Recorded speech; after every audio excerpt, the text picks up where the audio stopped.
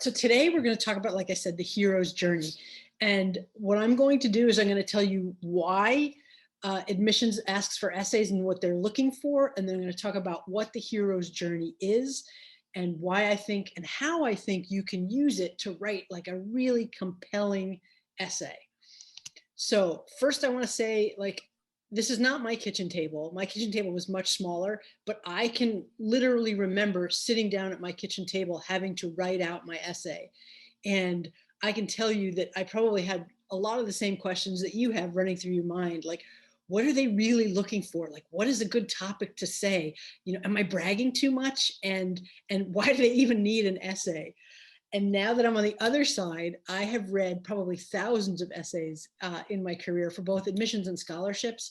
And I've learned a lot about what we're looking for and what makes an essay really have an impact. And so I'm hoping that I can share those things. So admissions is really all about coming up with answers to two questions. That's all we're reading your application for, to answer two questions. And the two questions are, drum roll please, can you succeed academically? And how we answer that is we look at those obvious things, right? We look at your GPA and the courses you've taken. And if you do have to submit test scores, we look at that. But the other question that we're trying to answer is, what are you going to contribute to the campus community? What are you going to bring with you? Who are you? And how is that going to have an impact on our campus? And so that's why the essay and the activities list and letters of recommendation, but most important, your essay is so important. So if you think about it in that light as you're starting to write, like, well, what do I want to share myself so they know what I'm bringing to the university? That will help you maybe put a framework around what am I going to choose to write. So the essay, like I said, it tells us who you are. So are you someone who's like a total foodie and you love food, like in that top picture? Are you someone who's been really active in community service, like the folks in the Relay for Life picture? So you can think about all of those things, and those can be potential topics. But remember, who you are beyond the numbers that we're looking at is what's most important to us. So I'm always happy to start with an activity. And so what I would like you to do is I'm going to give you some quiet time to think, and then I'm going to ask you to kind of get together and share a few things. But I want you just in this next 60 seconds and write down as many heroes as you can think of. However you define a hero for you, who is a hero? It can be a fictional person. You could be like Wonder Woman. Yeah, because I'd be all over that, you know, Captain Marvel. It can be like a parent. It could be a mentor, but all the heroes that you can think of. So I'm going to give you 60 seconds, as many as you can think of. Go ahead and jot them down. I can't answer this question because I don't know everybody on your list, but I'm kind of curious. When you look at this list, or when you think about the person that you wrote down, did they experience any challenges in their life, would you say? Like, I'm seeing some nodding. Okay. Yes. Yeah. Always good if you could type it in. I like nodding. I'm all about the nodding, but you know, if you could type that in. Yes, right. They all had challenges. So I think that's one thing that all heroes have in common, is that they have challenges. The other thing that I want you to think about, and I was going to ask you what they have in common, but I think, you know, I think one, they have challenges in common, but I think they have one other thing in common. And I'm wondering if you would agree with this or what you think about this question. Did they have help?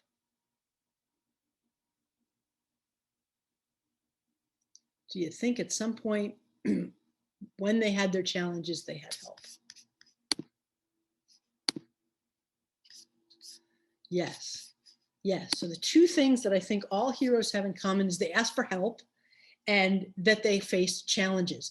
And so when you think about that, they are still heroes, right? They are still people we look up to, but their life has not been smooth sailing. They've had challenges and they've had people who help them along the way, much as you have asked for help and are here getting help in writing your essay. So I would say that you are also on a hero's journey. And that's why I think it's such a powerful thing for you to write about, because it's a journey and you don't have to be perfect, but you do have to think a little differently. And I will talk about that in just a second. So here's a definition that I really, really like. And I won't read it. But I think the key words here: an ordinary individual, perseverance, endurance in spite of obstacles. Okay, and I think that's really great. And in case you were curious, the person who said that is Christopher Reeve, who actually, probably back in the 80s, I'll date myself here, played Superman. So it's very interesting that he said that. He played Superman in the movies, and then he had an accident and became a quadriplegic, but then became a real advocate for people with spinal injuries. So he was playing a hero, and he was a hero for that community. So again, I just really like that description there. So that's what a hero is. So anybody here had any obstacles that they've had to overcome? Like, I will totally raise my hand. I would bet probably $1 million that when you see that, each of you can think of a challenge that you have faced and have overcome or are overcoming. Now, I want to take a little bit of time to talk about imposter syndrome. Does anybody, has everybody heard of imposter syndrome? Okay. You know, do hand raising, you can say yes in the chat, whatever's easier for you. All right, now, has anybody here ever felt like an imposter? Anyone? Yes, I see some nodding. Yeah, and what's really interesting is, and you might find this surprising, but the latest research shows that 70% of people have experienced imposter syndrome and have felt like imposters at some point in their journey. And it cuts across all races, genders, ethnicities, religions. It doesn't matter. But for 70% of the people, imposter syndrome is something that they have felt. Now, when I think of imposter syndrome, I think of using it as fuel, as, you know, harnessing your self-doubt as a way to propel you forward on your hero's journey, right? So, like, maybe I'm not this person yet, but I'm going to get there. And that's a reason I like the hero's journey so much. It's not just a tool to help you write an essay, but it's a mindset, right? Because I'm on a hero's journey. I'm not perfect. I'm trying to figure out where I am. And I may feel like an imposter sometimes. You know, think of any Marvel movie you've seen, or pretty much any movie you've ever seen. And all of the heroes have times where they're wondering, you know, what are they going to do? Who am I? Do I belong here? So that's perfectly normal. Like I said, 70% of the people, and it can work into your hero's journey as a way to move you forward. So don't fight imposter syndrome. Think of, how can I use this to my benefit? One sec. Glenn or Gabrielle or Kevin, anybody that's a student, does that resonate with you? And if it does, can you share maybe a real brief thought about imposter syndrome, and if that's something that's crossed your mind?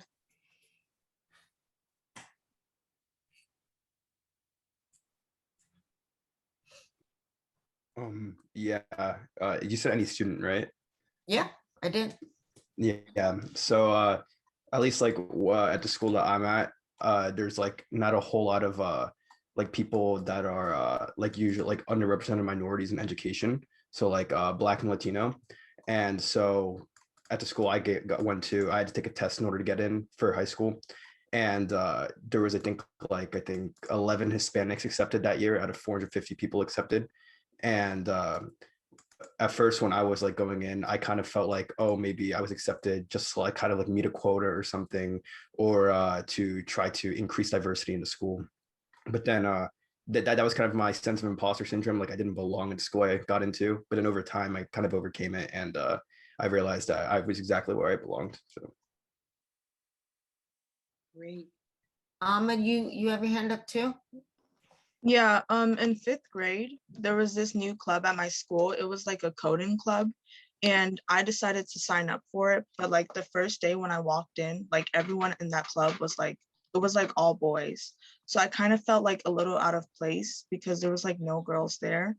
But I like made some new friends. Like at the end of the club, I made some new friends, and I got to like learn how to code. And that's really what got me like into like computer science and engineering. So I did feel like a little bit of that imposter syndrome, like when I first started, but afterwards I realized that I didn't like regret my choice, like signing up for that club. Exactly. And that is going to happen again and again. When you push outside your comfort zone, there's always going to be a moment of panic, right? And that's something that you have to start to feel really comfortable with. And I'm glad that you shared those experiences, because we can all hear it and feel a little bit more secure in who we are as a group, and then also rely on that later on when you walk into a college classroom, and you might get that same, sudden feeling hit you right between the eyes. Yeah. Yeah. And if you think about that, is those are steps in your journey. I think also that's really important. So this is me. I put my disguise here. I don't know if any of you read the Odyssey and you know that Mentor is a character in Odyssey, and it turns out that Mentor is actually uh, Athena in disguise. So I am a mentor. So I am really Athena. I just like to think of that myself. And so this is my disguise. I work with students who are first generation to college, who receive scholarships to Northeastern University. I'm working on my own dissertation, which is like a gigantic essay, but you have to do research for it, and a few other things. And I am also on my own journey, and I'm always on the journey. So I get that. So here's what I hope you walk away with: how to use the hero's journey as a framework, because I know I've been skirting around, like, where are you going to get, how am I going to use this? But I wanted to sort of give you some ideas as we work up to that about what a hero is. And then even more importantly, I want you to understand why your essay is important to the people who read it, whether that's for college admissions or scholarships. Because if you know that and you can think of how they're thinking about it, I think that really helps you choose the topics that you want to write about. And I will get into even more detail about that in a minute. But remember, it's a journey. So why the hero's journey? It's not just because I like Wonder Woman or Captain Marvel, but it's a really positive way to think about it. It's a way to tell your true and authentic story about who you are. And it's a way to do it that lets you be yourself without having to, I think, feel uncomfortable or bring up like traumatic memories just because you think like, oh my goodness, this is what's going to sell in admissions, because that's not what's going to sell. And I'll tell you why. I love this photo. Okay. So in admissions, I think a lot of students are thinking like, oh, I have to share this essay or there's something that says, look, I had such a smooth plan. I knew exactly what was going on. And the hero's journey, that's what I'm on. It's just this really smooth thing. But it's not that at all. The hero's journey is more like the bottom picture, right? And I think that's more like our lives, like our actual lived lives. And so in admissions, they're not looking for you to tell the story of how you got in those. I want to point to it, but you can't see that I'm pointing to that. So to these troughs here, that's not the story that they're looking for. They don't want you to hang out down there. What they want to know is this uphill and what got you to that flag, what got you to that milestone, because that's the hero's journey. The hero's journey isn't about, this is my struggle and this is what was hard for me, and just ending there. It's about how you learned and grew and moved till you got to that pinnacle. And you may again go down and up and down just like this, but that upward part and the flag is what I really want to emphasize in this. Because it's all about, again, in admissions, if all you're writing about is how hard things were and they were really difficult and everything was a struggle, then what does that say about what you're bringing to campus? Right? What does that say about what you're going to contribute to the campus community, which is the second question we're trying to answer? It probably doesn't say anything that admissions is looking for. But if you have a struggle and you can talk about how you have overcome or are overcoming it, or even how you failed to overcome something and are working on something or continuing to work on it, that's a really powerful essay, because that says what? You bring grit, you bring resilience, you bring different strengths to campus, and that's the good stuff. That's what we're looking for, to hear what you bring. And to add to that, when admissions folks are not looking for a history lesson in your life. Correct. Like, they don't need to know what happened from the time you were 5 until now. It's not about the history lesson. It's about the glimpses into those moments, right? And I think that visual that Jen just had is really important, because it's the period right before the flag and right after the flag. That's the most important thing. The flag is the milestone. That's what your topic is about, but it's about what comes right before and what after, not the whole entire timeline to get you to where your story starts. Right, right. It's always best to choose like one specific topic. And if it's during your high school years, then you can pick something that really influenced you during high school. That's even better. So if you could just think about the 4 years during high school, not necessarily had to happen in the 4 walls of high school, but in the 4 years during high school, that's what's really significant. So there's 3 components, okay? 3 components when you think about this for your essay. And the components are, first, sorry, now it's not deciding not to work for me. Okay, the very first one is trials.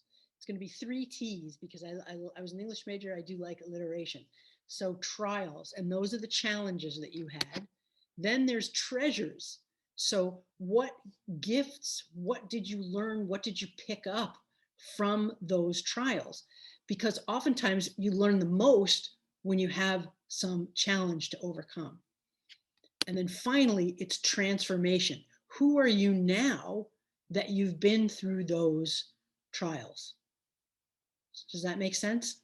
Trials, treasures, transformation. And that's all part of the hero's journey. I guarantee if you were to go back and like watch a movie now, you will see the protagonist, the hero in the film, going through trials, finding treasures, and then being transformed at the end. It is such a cycle in books, in movies, everywhere you will see it. So now I've spoiled everything for you, because that's what they're all the characters are going to go through that. I think sometimes, when I talk to students about writing essays, they're like, I don't have anything big to write about. I didn't have any huge experience. And we're not looking for who has the biggest or saddest experience. It's who can tell a story about something that has impacted their lives. And it can be a book you read, a person you met, an experience you went through. And the trials, treasures, transformation is just really a way to think about that and tell it.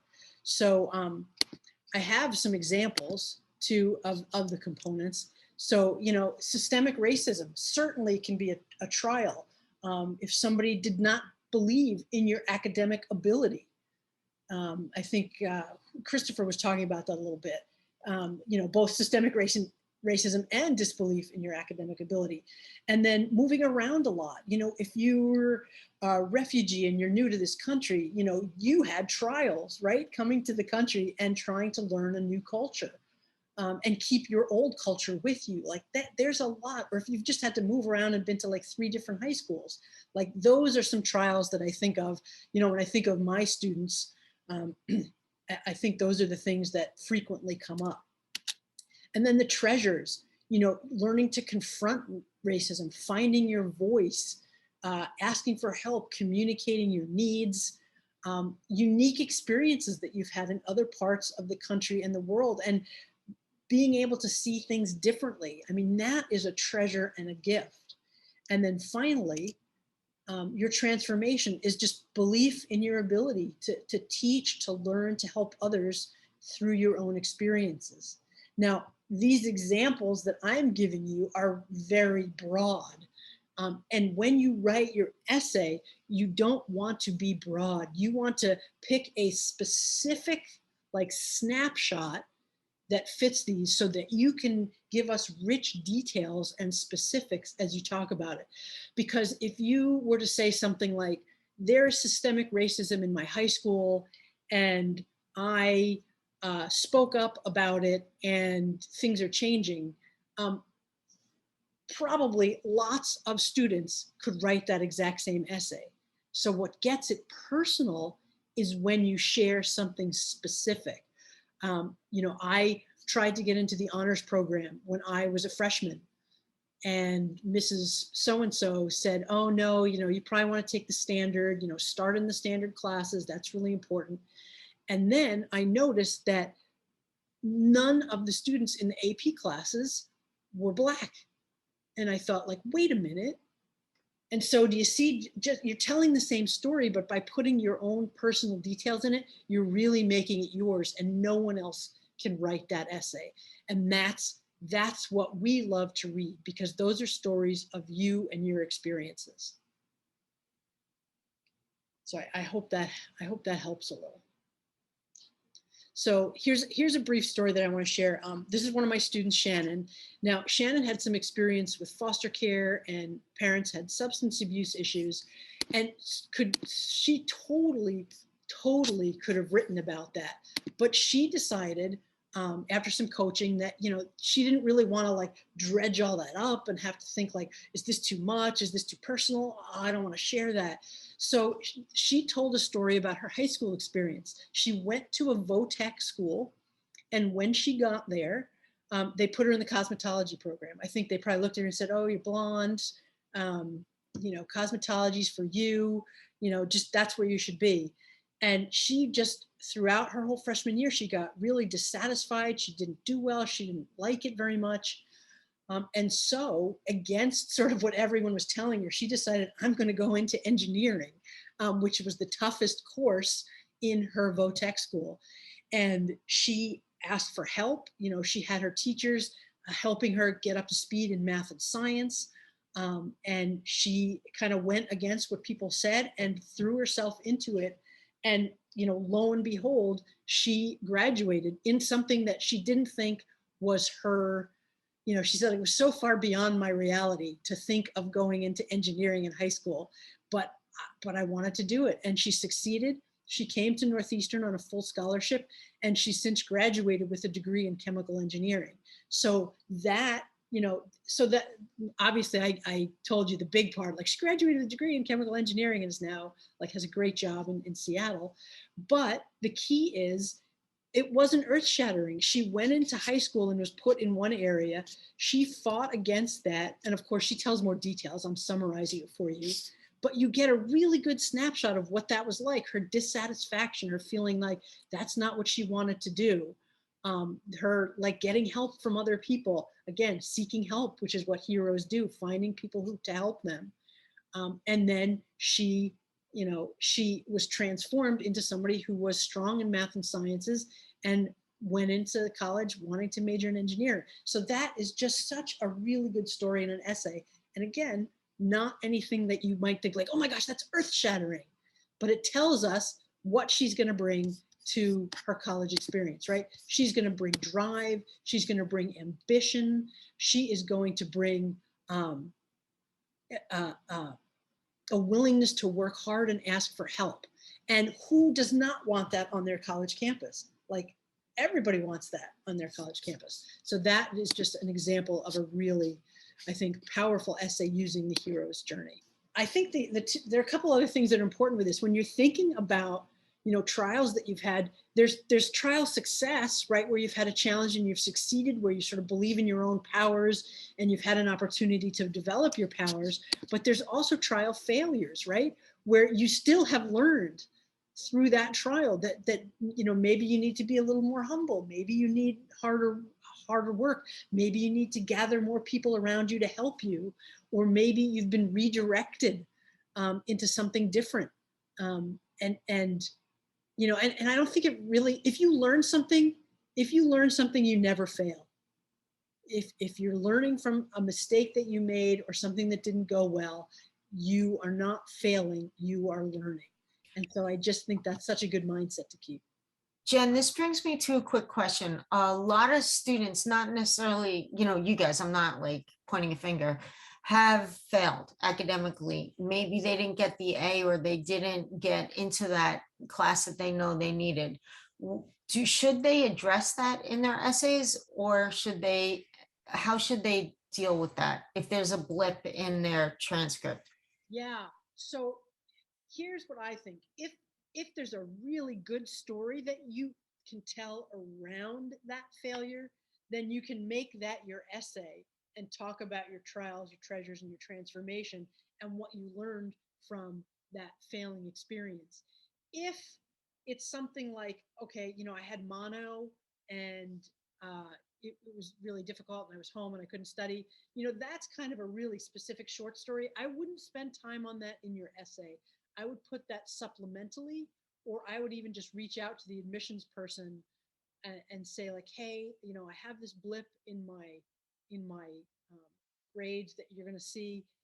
Here's why. I had mono and I couldn't study and I had to drop out. So does that make sense? So if it's something significant to you and maybe a little more complicated to describe what was happening, then you might want to consider that for an essay. If it's something that is just short and simple and you can say, here's what happened and that's it, then just share it supplementally in the is there anything else you'd like us to tell about yourself area. But I do think it's always important to address it because you don't want admissions people guessing. So if you can just write a couple sentences about it, I think that's super. Just checking the chat. Does that help? Right, and you can ask your teacher or your guidance counselor recommenders to also say something about that. As long as it's somewhere in your application, you're covered.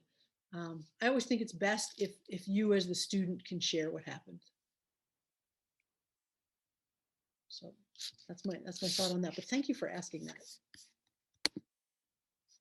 So the treasures, again, what have you earned and learned from your trials? So there's things that you can learn from your success, and I just wrote this down, some things that I came up with, new group, and some of these things are exactly what you wrote. Like, I found a friend, I had self-confidence, I found my voice, I got a challenging class that I got good grades in that I didn't think I was going to do. So there's some things you learn from your success. And then again, some things that you can learn from your failures that are treasures. There are just treasures everywhere, but I think we get so caught up sometimes that we don't think about our treasures enough. And so I hope this gets you thinking like, oh, I didn't realize like what a gift that was for me to have that failure or for me to have that success or that trial, because I got this great thing out of it. And then last, there's the transformers. No, just kidding. The transformation, okay? So it's about telling admissions who you are. That is just so the bottom line. And you only have what, like 2 pages, right, to write this essay? So you're not really saying, like, here's who I am, here's everything, let me list everything that I can think of. I'm a brother, I'm a writer, I'm a great mathematician, I am a soccer player, it's like, no.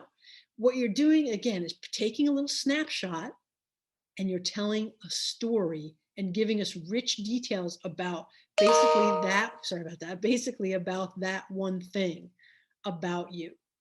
So, and just giving us a glimpse of that. So you're telling us who you are. And let me just check my notes just to make sure that, because I like notes, that I'm not missing anything. Okay, great. So you've probably heard this before, or you will hear it repeatedly. But this part is a lot about showing and not telling. And that's why I asked for sort of details and specifics in your application, in your essay, because you want to sort of have us see that with you. So you don't have to go like into great detail, like the long green blade of grass that was swaying in the wind as I was walking. No, like that's not the kind of detail, but it's the kind of detail about what you felt, what something meant to you, and what your experience was that you want to include in this. And so you want to show us what that looks like. So what did your transformation look like? Did whatever happened, did your GPA go up so that maybe you can point to that said like, I learned, I failed miserably at this, but I learned how to study and I did this, this, and this, which I had never done before. And you can see by my junior year grades, like it really worked. That's showing. How you integrated cultures. I had some students from Eritrea who both of them wrote fantastic essays about how they came to the United States and how the cultures were so different and how trying to navigate high school with those 2 cultures and finishing with what they learned from each culture and what they were going to hold, with them. Leadership roles can also help show transformation. I came up against systemic racism. I found my voice, and so I founded the Multicultural Club, or I'm serving on the School Diversity Advisory Board. And we're continuing to fight against injustice. Again, that's a showing thing. Home leadership, community leadership, all of those are equally important on the leadership scale. So don't shy away and say, oh, I'm not a leader in a high school club. All I do is like help translate things for my family and, run errands for them. And, that is significant leadership, being of service to your family like that. So do not discount that.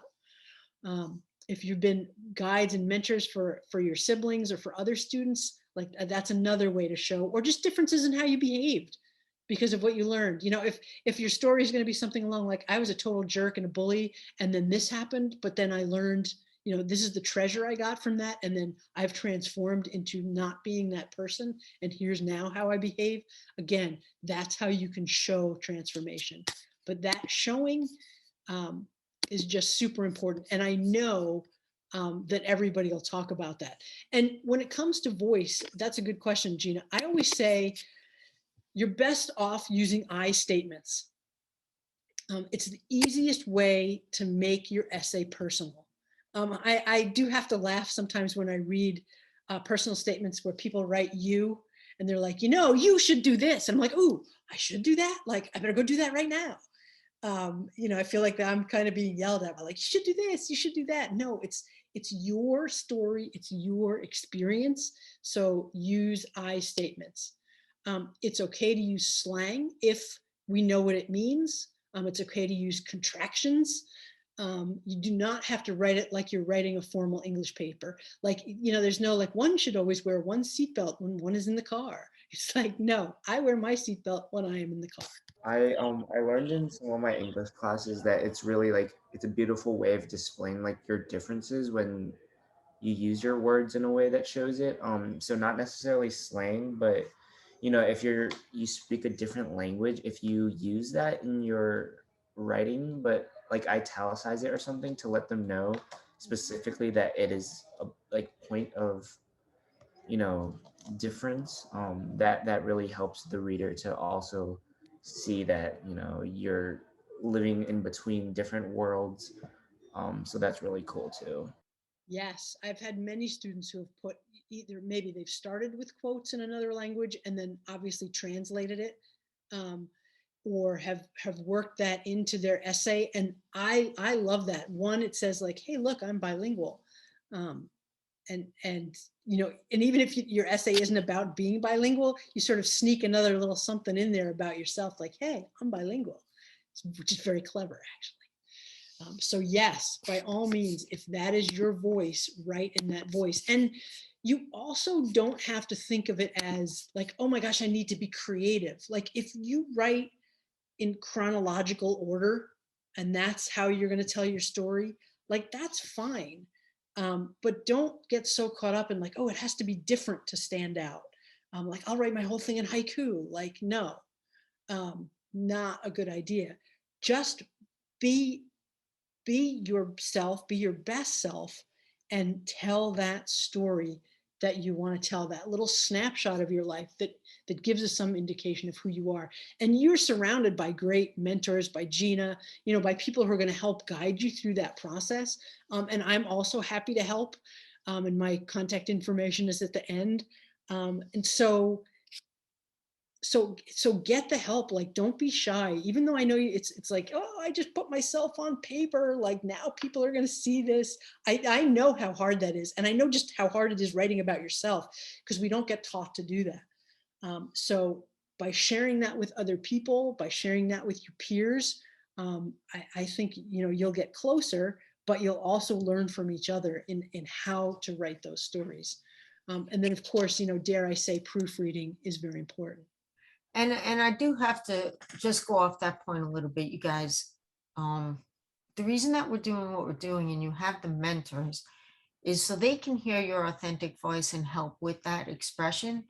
But it hurts when you put down a draft and you think it's really, really good. And then you say, okay, you know, Gina, read it. Alvin, Regina, my mentors, read this. And you, because it was an investment of your heart.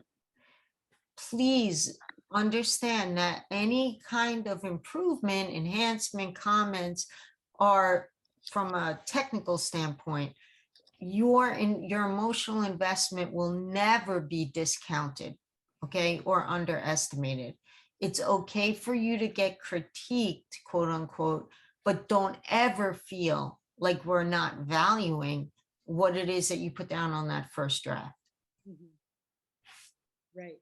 When I work with students, the way I look at it is, I just want your story to be told in the best possible way, in your own words, because what you've chosen to share and what you share is important to you. And I do not. There's no judgment when we're reading your essays. We're not judging it. We're just trying to figure out, like, oh, who is this person that has written into us, and what are they sharing with us? Um, we also don't sit there with a red pen to correct grammar and spelling, but we still want to be able to read it and have it communicate clearly, because obviously we're expecting you to write well when you get to college. So I probably don't need to cover this, but this is something that a student had written when I did this workshop before, and I thought it was a really good brief ending, and the transformation kind of sums up what happens, right? It sums everything up about who they have become. And it shows us trials, treasures, and transformation with specifics. And so this was their closing paragraph. And so obviously the essay, spoke to those points in more depth, but this was a nice closing paragraph to tell the admissions person, blam, here it is. Here's exactly who I am, what I learned about myself, and how I'm showing that I am different now than being the person who just said, yes, you're right, I don't belong there. Who started to question. And then eventually you write great essays and you become like one of these students who are torch scholars. See, had to work that in at Northeastern on a full scholarship, and who I work with as they go on their hero's journey, their second hero's journey, which is going through college. So thank you so much. I'm happy to take any questions you have. Here's my contact information at Northeastern. Here's the address if you wanted to ever learn more about the Torch Scholars Program, but I'm sure everybody's going to really talk about that a little more because I'm all about that. Yeah, so we were kind of, as we're kind of going through this, I have a few ideas in mind of like what I kind of like want to start thinking about and stuff, but some of them, or most of them actually, don't really have anything to do with what I actually want to pursue in college. Is that a problem? Or is like, should my essay be like somewhat related at all to like what I actually want to like major in, or what I want to do in college? Well, the thing is, I do want to do these things in college. This is not what I'm going to major in. It's not like if that makes sense. Is that really a problem? Or yeah, I guess the question is, if you have like two equally compelling stories and one of them, connects to what you want to study or what you want to do in college, and the other doesn't, then maybe you choose the one that, connects everything for the admissions folks.